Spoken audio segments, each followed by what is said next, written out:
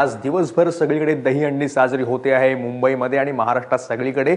पण त्या उत्साहासोबतच जे व्हायचं होतं ते होणारच होतं। सुप्रीम कोर्टाने घालून दिलेल्या 20 फुटांच्या मर्यादेचं उल्लंघन बहुतांश ठिकाणी झालं। मुंबई ठाण्यामध्ये मनसे आणि इतर काही गोविंदा पथकांनी सुप्रीम कोर्टाचा नियम बाजूला सारला आणि त्यामुळे 19 गोविंदा पथकांवर आतापर्यंत गुन्हे दाखल झाले। जय जवान गोविंदा पथकावरही गुन्हा दाखल झालेला आहे। जे आकर्षण असतात चेंबूर, ठाणे, दादर इथं महाराष्ट्र नवनिर्माण सेनेच्या पुढाकाराने आयोजित केलेल्या दहीहंडीमध्ये जे नियम आहेत ते तोडण्यात आलेले आहेत।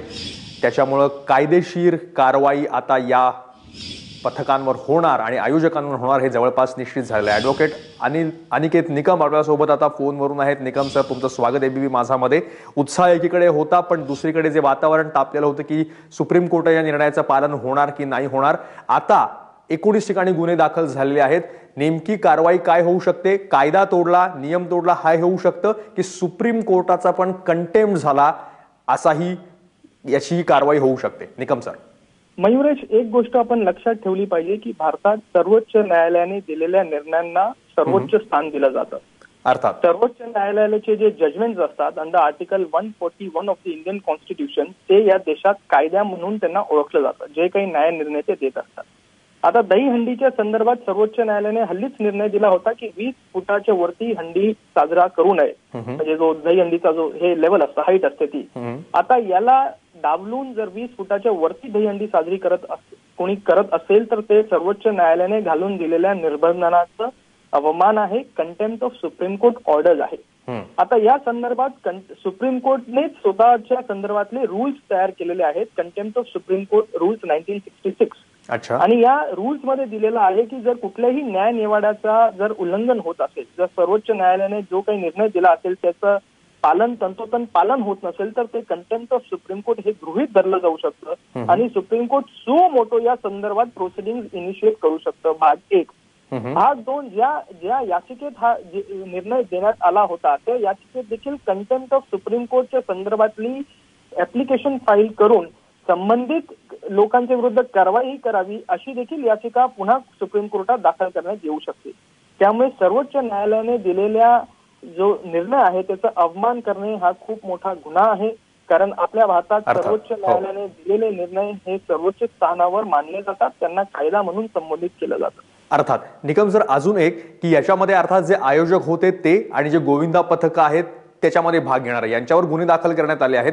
आपल्याला हे माहिती आहे की राज ठाकरेंनी याच्याबद्दल आक्षेप नोंदवला होता आणि त्यांनी असं म्हटलं होतं, यांनी आवाहन केलं होतं की असतील ते नियम दिले असतील ते, पण तरीही तुम्ही या मोठ्या दहीहंड्या उभाऱ्या असं त्यांनी आवाहन केलं होतं। तर आयोजक आणि मंडळांवर गुन्हे दाखल होत आहेत, पथकांवर, पण राज ठाकरेंच्या या वक्तव्याबाबत त्यांच्यावरही या बाबतीत कारवाई होऊ शकते का? कारण ते आयोजक किंवा पथकामध्ये नाहीयेत तशा अर्थाने। बघा, कुणीतरी व्यक्तीने कोणाला तरी काही सांगितलं हा तपासाचा भाग आहे सर्वप्रथम, भाग 1। भाग 2, ज्या लोकांनी अस्तित्वात याच्यात पार्टिसिपेट करून कोर्टाच्या निर्णयाचा अवमान केलेला आहे त्या लोकांच्या विरुद्ध गुन्हा दाखल क्रमप्राप्त आहे।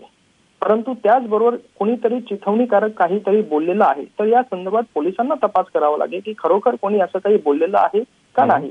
आणि सर्वोच्च न्यायालयाला देखील या संदर्भात निर्णय घ्यावा लागेल की त्यांना कंटेम्प्ट यांच्या संदर्भात इश्यू करायचा आहे का नाही।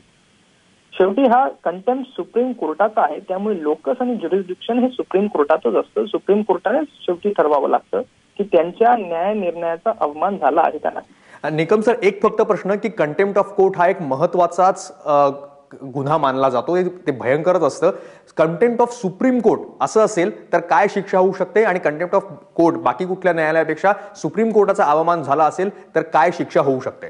त्या संदर्भात सुप्रीम कोर्टाने त्यांचे स्वतःचे गाईडलाईन्स आणि रूल्स प्रस्थापित केलेले आहेत।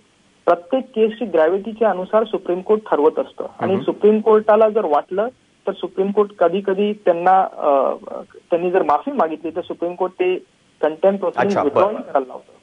मग त्या संदर्भात सुप्रीम कोर्टच हे शेवटी निर्णय घेत असतं। अच्छा, ठीक आहे। निकम सर, तुम्ही आमच्यासोबत थांबाच। आता मनसेचे नगरसेवक दादर मधले संदीप देशपांडे आपल्या सोबत आहेत। संदीप देशपांडे, स्वागत आहे तुमचं एबीपी माझामध्ये। तुम्ही दादरमधनं नगरसेवक म्हणून निवडून येतात आणि दादरमध्ये सुद्धा मनसेनं सुप्रीम कोर्टाचे नियम बाजूला सारून ज्या 3 ठिकाणी केल्या दहीहंड्या त्याच्यामध्ये आपल्या इथली पण दादरमधली आहे तुमच्या भागामधली, तिथं जसं आता म्हणतायत निकम की हा सुप्रीम कोर्टाचा अपमान आहे आणि याची शिक्षा काय असू त्यांनी सांगितलं. काय तुम्ही जी कारवाई आता होते आहे आणि पथकांवर पण होते आहे, आयोजकांवर पण होते आहे, तुम्ही त्यासाठी सामोरे जाणार आहात का? निश्चितपणे आम्ही पहिले सुद्धा हे सांगितलेलं, आजही आमच्या स्टँडमध्ये काही बदल नाहीये. आम्ही म्हटलं होतं की ह्याच्या अनुषंगाने जे काय कायदेशीर लढाई उत्पन्न होईल ती कायदेशीर लढायला आम्ही तयार आहोत आणि आम्ही कोर्टामध्ये कायदेशीर लढाई लढू. सर्वोच्च न्यायालयावर आमचा संपूर्ण विश्वास आहे आणि जी लढाई लढायची ती आम्ही कोर्टात लढू. प्रश्न हा आहे संदीप देशपांडे की तुम्ही आणि तुमच्या नेत्यांनी आवाहन केलं, पण जे गुन्हे दाखल होत आहेत ते पथकांवर होत आहेत, आयोजकांवर होत आहेत, सगळेच काही मनसेचे कार्यकर्ते वगैरे नाहीयेत. तर त्या बाकी सगळे लोक जे आहेत, जे सर्वसामान्य बाकी ठिकाणी नोकरी करणारे किंवा शिकणारे सगळे गोविंद आहेत, त्यांचं काय करायचं? सुप्रीम कोर्टाच्या अवमानाची केस त्यांच्यावर लागणार आहे, त्यांच्यावरच्या केसेसचं काय करणार आहात? असं आहे, एखादं आंदोलन म्हणून तुम्ही जेव्हा एखादी गोष्ट करता तेव्हा त्याचे तुमच्यावर गुन्हे दाखल होतात, त्याच्यावर केसेस दाखल होतात.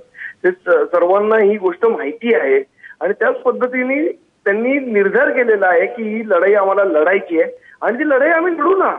त्या बाकीच्या लोकांची जे मनसेचे सभासद नाहीयेत त्यांची पण लढाई, त्या गोविंदांची लढाई मनसे लढणार आहे किंवा नाही? सरळ प्रश्न. मनसेचे सभासद म्हणून नाही, आम्ही महाराष्ट्राचे मराठी माणूस म्हणून ही लढाई लढतोय आणि ती लढाई त्याच पद्धतीने लढली जाईल. तुम्ही त्या बाकी सगळ्या लोकांना जे पथकामध्ये मुलं आहेत त्यांना कायदेशीर मदत देणार का? त्यांना वकील देणार आहात का? आम्ही त्यांच्याशी जे काय आहे ते आमच्या सर्वोच्च नेत्यांची चर्चा त्यांच्याशी झालेली आहे आणि त्यांना जी आश्वासनं दिली आहेत ती संपूर्णपणे पाळली जातात. काय वकील देणार आहात हे आश्वासन त्याच्यामध्ये होतं? आमचं कारण एक निश्चित आहे, जसं आता निकम सांगतायत की सुप्रीम कोर्टाचा अवमान हा सगळ्यात महत्वाचा आणि गंभीर गुन्हा असा मानला जातो, चूक मानली जाते, त्याच्यामुळे त्यांना आता कडक कायदेशीर कारवाईला सामोरं जावं लागणार हे निश्चित आहे. म्हणून विचारतो आहोत आणि आपण आवाहन केलं होतं. म्हणून असं आहे की देशामध्ये भरपूर गोष्टी सर्वोच्च न्यायालयाच्या धाब्यावर बसवलेल्या आहेत. सर्वोच्च न्यायालयाचा नियम आहे की रस्त्याच्या बाजूला फेरीवाले असू नये. त्याचंही फेरीवाले तुम्हाला दिसतात की नाही, ते कंटेम्प्ट होतात की नाही, बऱ्याचशा गोष्टी आहेत ज्या होत आहेत सर्वोच्च न्यायालयाच्या आदेशानंतर पण पाळल्या जात नाहीयेत. ही काय एकच गोष्ट, पण त्याचं कोणी समर्थन करू शकणार नाही ना संदीप देशपांडे. लोकांना घाबरवलं जातं की आता तुमच्यावर काय का फाशीवर देणार आहात का आम्हाला, आता फाशीवर देऊन टाका. प्रश्न असा आहे की तुम्ही म्हणता आहात त्याचं कोणी समर्थन मात्र नक्की करू शकत नाही, जे बाकीचे कंटेम्प्टचं म्हणतात. तुम्ही कायदेशीर त्यांना मदत करणार किंवा नाही? कारण खूप सारे लोक असे आहेत, 19 ठिकाणी आतापर्यंत गुन्हे दाखल झालेले आहेत. काय सांगितलं, त्यांच्याशी चर्चा करताना जी जबाबदारी आमच्या सर्वोच्च नेत्यांनी घेतलेली आहे ती जबाबदारी आमच्याकडनं पाळली जाईल. ठीक आहे, धन्यवाद संदीप देशपांडे, तुमचे धन्यवाद. आणि ॲडव्होकेट अनिकेत निकम आपल्याशी बोलत होते आणि काय कायदेशीर पेच निर्माण होऊ शकतो किंवा कारवाई होऊ शकते याबद्दल ते आपल्याला सांगत होते. त्या दोघांचेही धन्यवाद.